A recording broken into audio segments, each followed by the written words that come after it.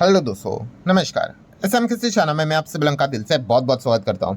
Yes दोस्तों, आप सभी लोगों को पता ही है, एक लगातार सीरीज यहाँ पे मैं बना रहा हूं जहाँ पे अलग अलग सेक्टर्स को हम लोग स्टडी कर रहे हैं, बिजनेसेस को स्टडी यहाँ पे कर रहे हैं। जैसे कि आप देख सकते हो, अभी कल के दिन ही सेमीकंडक्टर चिप्स, इस सेक्टर के बारे में अगर आप जानना चाहते हो कौन सी कंपनी इसमें काम यहाँ पे करती है अलग अलग सेगमेंट को लेकर, सो आप चाहो तो इस वीडियो को स्टडी यहाँ पे कर सकते हो। चाहे तो मैं इसका लिंक ऊपर आई बटन पे दे दूंगा। सिमिलर वे कुछ दिनों पहले एयर प्यूरीफायर से रिलेटेड सेगमेंट को हम लोगों ने कवर किया था। इससे रिलेटेड कौन सी कंपनियां काम करती है, ये चाहे तो इसको वीडियो को भी देख सकते हो, लिंक मैंने ऊपर आई बटन पे दिया है। सो ऐसे अलग अलग बिजनेसेस को हम स्टडी करने की कोशिश कर रहे हैं। वैसे आप चाहो तो अगला वीडियो कौन से सेक्टर के ऊपर, कौन से कंपनीज के ऊपर बना दूं, कमेंट सेक्शन में आप चाहो तो अपनी राय यहाँ पे रख सकते हो।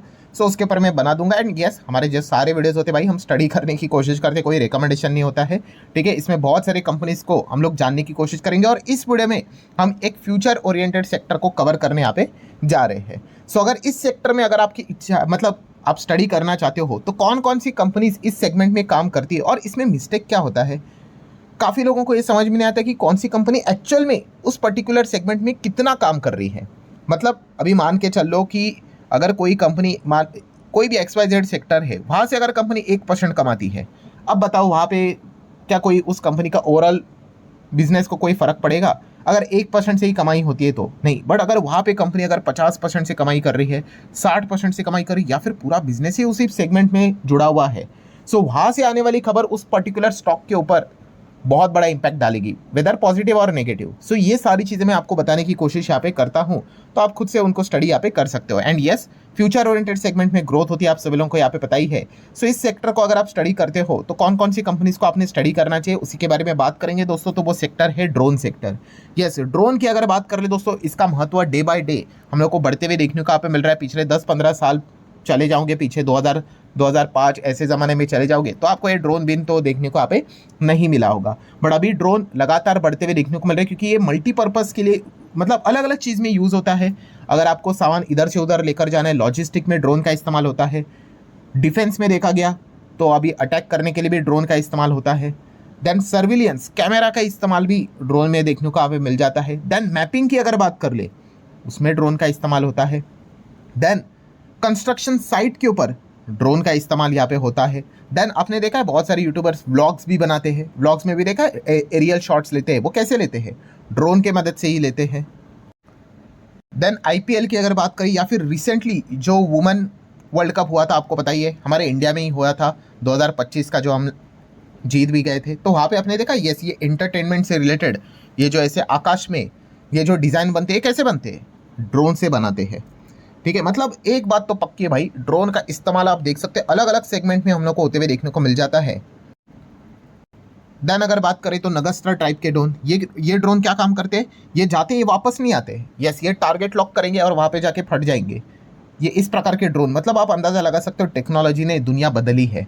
और इस चीज़ को लेकर अगर हम भविष्य में अगर बात कर ले दोस्तों, तो ड्रोन से रिलेटेड चीज़ों का महत्व और भी ज़्यादा बढ़ने वाले। सरकार ने पहले जब ड्रोन से रिलेटेड चीज़ें स्टार्ट की थी ना, PLS स्कीम में इनको काफ़ी कम पैसा अलोकेशन रखा था, पर बाद में देखा कि भाई कंपनियां तो आगे बढ़ती ही जा रही है, तो सरकार को भी फोर्सफुली क्या करना पड़ेगा, अलोकेशन बढ़ाना पड़ा था। सो पॉइंट क्या है यहाँ पे, अगर आपको लगता है, मैं अगेन कह रहा हूँ दोस्तों, शेयर मार्केट आप दूसरों के हिसाब से, दूसरा कौन क्या बोल रहा है उसके हिसाब से अगर आप चलोगे तो कोई फ़ायदे की बात नहीं है भाई, क्योंकि मार्केट हमेशा आपका एग्जाम लेगा। कैसे? शेयर को गिरा के। तो आधे 99% लोग वहाँ पे सरेंडर करके चले जाते हैं। टिकता कौन है पता है? जो खुद से चीज़ों को स्टडी करता है, जिसको नॉलेज है कि हाँ भाई कौन सा सेक्टर अच्छा करेगा और उसमें कौन सी कंपनी में जाना चाहिए, वही इंसान टिकता है भाई। सो मेहनत का काम है भाई। जो शॉर्टकट टाइम पास के लिए आ जाते हैं भाई, दिन भर रील्स देखते हैं और 5 मिनट के लिए मार्केट को देखते हैं भाई, उनसे कुछ होना जाना है नहीं। सो अगर आप चीज़ों को अच्छे से स्टडी करते हैं तो ड्रोन से रिलेटेड, मतलब जैसे अभी मैंने शुरुआत में आपको बताया कि मल्टीपर्पज़ सेगमेंट में हम लोग को ये चीज़ इस्तेमाल होती हुई देखने को यहाँ पे मिल जाती है। सो उसी से रिलेटेड लिस्ट कौन कौन सी कंपनियां काम करती है वो मैं आपके सामने यहाँ पे रखने वाला हूँ। आप तो स्टडी कर सकते हो। कोई वीडियो भाई रिकमेंडेशन का नहीं है, बहुत सारी कंपनीज को हम कवर करेंगे। स्टार्ट करेंगे, पहली कंपनी है आइडिया फोर्ज।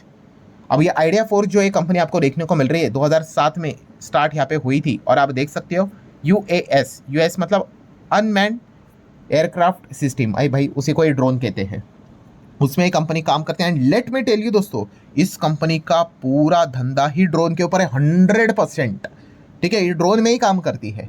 अब कुछ कुछ कंपनियां कैसी होती है कि भाई ये भी बनाएंगे, वो भी बनाएंगे, अच्छा हम ड्रोन भी बनाएंगे। ऐसा नहीं है भाई, इनका काम ही ड्रोन को लेकर है। सो आइडिया फोर्ज इस कंपनी को, अगर आप ड्रोन सेगमेंट को लेकर सीरियस है, सो इस कंपनी को आप डिटेल में स्टडी कर सकते हैं। अभी इस कंपनी में क्या हुआ, वही चीज़ होती है हमेशा, फोमो के चलते काफ़ी निवेशक यहाँ पे फंस गए। मतलब जिस दिन इसका आईपीओ आया था, ठीक है, 2023-24 की बात है, आइडिया फोर्स का जो शेयर था ना, लिस्टिंग के दिन पे ही 100% तक चला गया। मतलब अपने इन्वेस्टर को उन्होंने डबल पैसा दिया, बट किसको मिला भाई, जिन्होंने आईपीओ में अप्लाई किया और उनको अलॉटमेंट मिला, उनको भाई लिस्ट सीधा डबल ही हो गया पैसा। अब हमेशा की तरह भाई जिनको नहीं मिला एंड शेयर मार्केट से रिलेटेड कम नॉलेज है, वो क्या करते हैं, हाँ नहीं मिला चलो ओपन मार्केट में खरीद लेते हैं रैंडमली, ठीक है, बिजनेस से हमें कोई लेना देना नहीं। उनको ऐसा लगता है कि अब हम खरीदेंगे तो यहाँ से भी डबल होगा। सो मार्केट ऐसे लोगों की अच्छी क्लास लेता है, ऐसे लोगों को परेशान करते हैं और वहाँ से स्टॉक अब 60-70% नीचे है। सो ये दिक्कत हमेशा होती है दोस्तों। आप B=B का फॉर्मूला अगर स्किप करोगे, बिजनेस देखकर बाय अगर करते हो तो ही आप मार्केट में टिकोगे। B=B नहीं करोगे, आप आज नहीं तो कल आपका शिकार होने वाला है मार्केट में। फिर आप कोई भी सेगमेंट में चले जाओ और यही चीज़ फिर बाद में होती है और फिर कंपनी को दोष देते हैं। तो ऐसी बात नहीं भाई, कंपनी ऊपर नीचे होती रहती है भाई, काफ़ी रिस्की टाइप का बिजनेस रहता है। सो आइडिया फोर्ज इस कंपनी को आप चाहो तो स्टडी कर सकते हो, ठीक है। शेयर होल्डिंग पैटर्न की बात करें तो आप देख सकते हैं प्रमोटर ने काफ़ी स्टेक डाइल्यूट किया और पब्लिक के पास ही ज़्यादा है। इंस्टीट्यूशंस आप देख सकते हो ज़्यादा देखने को नहीं मिल रहा है। इसका अर्थ ये नहीं भाई लोग फ्रॉड का ही टैग लगा देते हैं, अरे गड़बड़ है, ऐसा कोई बात नहीं होता है भाई, ठीक है। बिजनेस करते वक्त आपको पता है आपको फंड्स चाहिए होते हैं, तो बार बार स्टेक डाइल्यूट कर करके फिर कम ही पैसा बच जाता है। हाँ बट ऐसे इसमें रिस्क बहुत ज़्यादा होती है, क्योंकि कल अगर कुछ हुआ तो प्रमोटर का नुकसान यहाँ पे होगा, बट अगर प्रमोटर का 60-70% होता है ना स्टेक, सो ज़्यादा नुकसान होता है। तो फिर वो छाछ को फूक फूक के पीना, मतलब संभल कर काम करते हैं। सो वो एक एडवांटेज कम यहाँ पे हो जाता है, इसको आप नोट करके चल सकते हो। सो चलिए पहले कंपनी की तो हम बात कर ली, थोड़ा सा ज़्यादा एक्सप्लेनेशन दे दिया, अब धीमे धीमे करके आगे थोड़ा सा रफ्तार पकड़ लेंगे। नेक्स्ट कंपनी है ड्रोन डेस्टिनेशन एंड दोस्तों ये है बहुत ही ज़्यादा हायर रिस्की कंपनी, क्योंकि ये छोटे सेगमेंट में आती है। नैनो कैप टाइप के सेगमेंट रहते हैं ना, 100 करोड़ का मार्केट कैप, बाप रे बाप, यहाँ पे तो मतलब कब कंपनी उड़ जाए पता भी नहीं चलेगा आपको। मैं तो बस आपको बताने की कोशिश कर रहा हूँ कि कंपनी, यस ये भी कंपनी पूरा 100% ड्रोन में काम करती है, पूरा का पूरा, नाम में ही लिखा हुआ है ड्रोन डेस्टिनेशन, ठीक है। यहाँ पे शेयर होल्डिंग पैटर्न देखेंगे तो प्रमोटर के पास 60 है, FIS 2% का है, DIS तो हाथ भी नहीं लगाते और पब्लिक बाकी का देखने को आपको मिल रहा है। एक्सट्रीमली रिस्की कंपनी, कभी भी उड़ जाए कोई भरोसा नहीं, बहुत छोटी कंपनी है।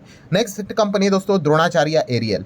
यस ये जो कंपनी है रिसेंटली कंट्रोवर्सी में फंसी हुई है, आप सभी लोगों को पता ही है, एकदम हालत ही खराब हो गई कंपनी की। 20% के लोअर सर्किट, आज के दिन भी 5-8% क्रैश यहाँ पे हो गया, क्योंकि सेबी ने 2 साल के लिए इनके प्रमोटर को बैन कर दिया। IPO से जो पैसा लिया है उसके ऊपर क्वेश्चन मार्क रेज हुआ है कि उसका यूटिलाइजेशन सही नहीं किया है, कुछ तो धांधलीगिरी उन्होंने की है, फाइनेंशियल्स को लेकर भी कुछ गड़बड़ है, मतलब काफ़ी डार्क एलिगेशन इनके ऊपर लगे हैं और कंपनी की हालत खराब हुई है। सो काफ़ी लोग ये सवाल भी पूछेंगे सर इस प्रकार से कंपनी से फिर कैसे बचे। दोस्तों कुछ चीज़ें ऐसी है ना मार्केट में, आप मतलब उसको ट्रैक करना नेक्स्ट टू इम्पॉसिबल होता है। देखिए कुछ कुछ जगह पे समझ में आता है कि कंपनियां गड़बड़ कर रही है, बट आप हर एक कंपनी को ऐसा ट्रैक नहीं कर सकते, ठीक है। अगर ऐसा होता तो आपको एक एग्जांपल देता हूँ, जेंसॉल तो आपको पता है ना, जेंसॉल इंजीनियरिंग, उसमें कितने लोगों का पैसा डूबा, बड़े बड़े लोगों का पैसा डूबा भाई। सबको चलो सबको रख दो एक साइड पे, इरेडा कंपनी पता है ना, उसका 400 करोड़ का लोन चला गया उसमें, 400 करोड़, कैन यू इमेजिन। अगर कंपनी को थोड़ा भी भनक होता कि जेंसॉल में क्या वो कर रहे हैं, सो कंपनी लोन देती उनको, नहीं देती ना। बट वही एक सबसे बड़ा रिस्क है दोस्तों शेयर मार्केट में, कुछ ऐसी चीज़ें जिसको आप कभी ट्रैक नहीं कर पाते हो। हाँ कुछ कुछ जगह पे समझ में आता है कि हाँ भाई ये कंपनी है ऐसी है कि भाई दूर से ही नमस्ते, बट कुछ कुछ कंपनीज मतलब आप ट्रैक करना मुश्किल हो जाता है, और यही शेयर मार्केट का सबसे बड़ा रिस्क है भाई, जो कि अनअवॉइडेबल है। सो द्रोणाचार्य रेल में भी वही चीज़ हम लोग को होती हुई देखने को मिल गई, अचानक से खबर यहाँ पे आ गई और एकदम से ही हालत खराब यहाँ पे हो गई। शेयर होल्डिंग पैटर्न भी देखेंगे, प्रमोटर का केवल 28%, DIS भी है ही नहीं, FIS भी ना के बराबर है, बाकी पब्लिक के पास ही है, उन्हीं की हालत खराब होते हुए देखने को मिल रही है। नेक्स्ट बात करेंगे जेन टेक्नोलॉजीज। अब ये जो कंपनी है दोस्तों, अभी तक जितने कंपनी देखे ना वो पूरा 100% ड्रोन में काम करती है। जेन टेक की बात करें, ये कितना काम करती है ड्रोन में पता है, 50%, 50। सो बाकी 50% मतलब कौन सा है, इनके और भी अलग अलग बिजनेस है, जैसे कि आप कह सकते हैं कॉम्बैट ट्रेनिंग सोल्यूशन, सिमुलेटर्स देखने को मिल जाते हैं, ट्रेनिंग से रिलेटेड जो स्टेट पुलिस फोर्स रहते हैं, आर्म फोर्सेस होते हैं, पैरामिलिट्री फोर्सेस होते हैं, उससे लेकर जो सिमुलेटर्स रहते हैं उसमें ये कंपनी काम करती है। और एंट्री ड्रोन सिस्टम में भी, काउंटर ड्रोन में भी ये कंपनी काम करते हुए देखने को मिल जाती है। शेयर होल्डिंग पैटर्न की बात करें, 48% प्रमोटर है, FIS 5-6% के आसपास, DIS 7-8%, बाकी पब्लिक 37 के आसपास देखने को मिल रहा है। अब आ जाते हैं दोस्तों बाकी अदर कंपनियां। अब ये जो कंपनियां ना दोस्तों, ये ड्रोन में काम तो करती है बट काफ़ी कम, ठीक है। इनका कोर बिजनेस अलग ही है कुछ, पर यहाँ से वो आप समझ लो चलो 5-10% कमाती होंगी, 5-10% भी मैंने ज़्यादा बोल दिया, बाकी ये 90% किधर और से ही कमाती है। सो इसीलिए मैं हमेशा ये चीज़ आपको बताता हूँ कि कोई भी कंपनी अगर आप सुनते हो तो चेक कर लेना उसका एक्सपोजर कितना है उस सेगमेंट में। जैसे कि अगर बात करें पारस डिफेंस एंड स्पेस टेक्नोलॉजी, ये ड्रोन में काम करती है, यस करती है, बट 5% के आसपास, 5-10%। तो इस प्रकार के कंपनीज को स्टडी आप कर सकते हो, चाहो तो शेयर होल्डिंग पैटर्न आप देख सकते हो। देन अगर आगे बढ़ेंगे, रतन इंडिया एंटरप्राइज, ये कंपनी भी आपको पता है, ये देखो अब ये कंपनी भी ड्रोन में काम करती है, बहुत ही छोटा सा, क्यों, ई कॉमर्स में काम करती है, इलेक्ट्रिक व्हीकल में काम करती है, ठीक है, और भी अलग अलग सेगमेंट में ये कंपनी काम करते हुए देखने को मिल जाती है। सो चाहो तो इसको भी स्टडी आप कर सकते हैं, शेयर होल्डिंग पैटर्न आप यहाँ पे देख सकते हो, काफ़ी रिस्की टाइप की कंपनियाँ रहती है। देन डीसीएम श्रीराम की अगर बात कर ले, अगेन बहुत ही छोटा माइनर सा ड्रोन से रिलेटेड बिजनेस करती है, चाहो तो इसको स्टडी कर सकते हो। बीईएल, अगेन इसका नाम देखने को मिल रहा है, ये तो कितने सारे अलग अलग सेगमेंट में काम करती है। देन एचएएल का तो मेजर काम कौन सा है, तेजस फाइटर जेट बनाना, हेलीकॉप्टर्स बनाना, उसका ओवरऑलिंग मेंटेनेंस करना, ये इनका कोर काम है। बट इनमें भी ड्रोन का काम हम लोग को देखने को यहाँ पे मिल जाता है, डिफेंस से रिलेटेड। देन अगर बात कर ले एल एन टी का तो नाम तो भाई हर जगह पे ही आ जाता है, बट इनका मेन काम इंफ्रास्ट्रक्चर से रिलेटेड रहता है। देन नगस्त्र ड्रोन, जो जाके फटते ना वापस आते नहीं, उसमें सोलर इंडस्ट्री, ये कंपनी काम करते हुए देखने को मिल जाती है, बट इसका मेन काम एक्सप्लोजिव जो रहती है वहाँ पे हम लोगों को एक काम करते हुए देखने को यहाँ पे मिल जाती है। सो ठीक है दोस्तों, जो लिस्ट थी कंपनी की वो सारी मैंने आप लोगों के सामने रख दी है, और पूरा वीडियो सिर्फ स्टडी पर्पस के लिए था। हम अलग अलग कंपनीज को स्टडी करने की कोशिश करते हैं। मैंने इस वीडियो में आपको बता दिया कि कौन सी कंपनी का योगदान उस पर्टिकुलर सेगमेंट में कितना है। आशा करते हो वीडियो हेल्पफुल लगा होगा, चाहो तो लाइक एंड शेयर कर सकते हो, और अगला वीडियो कौन से टॉपिक के ऊपर जाए कमेंट सेक्शन में बता सकते हो। सो चले मिलते हैं अगले वीडियो में, तब तक के लिए बाय बाय।